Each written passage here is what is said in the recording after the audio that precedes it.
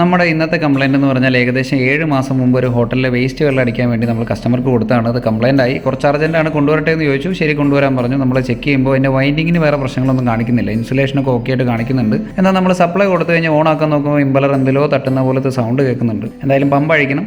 നമ്മൾ പമ്പ് അഴിച്ച് നോക്കിയപ്പോഴാണ് നല്ല രസകരമായിട്ടുള്ള നല്ല വലിപ്പമുള്ള കല്ല് കാര്യങ്ങളൊക്കെ അതിൻ്റെ ഉള്ളിൽ പെട്ടിട്ടുണ്ട്. അപ്പോൾ കസ്റ്റമർക്ക് സംശയമായി എങ്ങനെയാണ് സിമെൻറ്റ് ടാങ്കിൻ്റെ ഉള്ളിൽ കല്ല് വരുന്നതെന്ന്. അപ്പോൾ ഇതൊരിക്കലും താഴേന്ന് വലിച്ച് കയറ്റുന്നതല്ല. നിങ്ങൾ ഇതേപോലെയുള്ള പമ്പുകൾ ഉപയോഗിക്കുമ്പോൾ അതിൻ്റെ പൈപ്പ് താഴെ ഇട്ടിട്ട് വെള്ളം റിട്ടേൺ ഇറങ്ങാൻ നേരത്ത്, മോട്ടോർ ഓഫ് ചെയ്യുമ്പോൾ വെള്ളം റിട്ടേൺ ഇറങ്ങാൻ നേരത്ത് അതിൻ്റെ കല്ലും മണ്ണെല്ലാം വലിച്ച് താഴേക്ക് പോകും. അപ്പോൾ ഒരിക്കലും ഇതേപോലെയുള്ള പമ്പുകൾ ഉപയോഗിക്കുന്നവർ അതിൻ്റെ പൈപ്പ് താഴെ ഇട്ടിട്ട് അത് ഓഫ് ചെയ്യരുത്. വേറെ ഫിസിക്കൽ ഡാമേജുകളോ കാര്യങ്ങളൊന്നും കാണാത്തത് കൊണ്ട് നമ്മളത് തിരിച്ചടച്ച് വെച്ചു.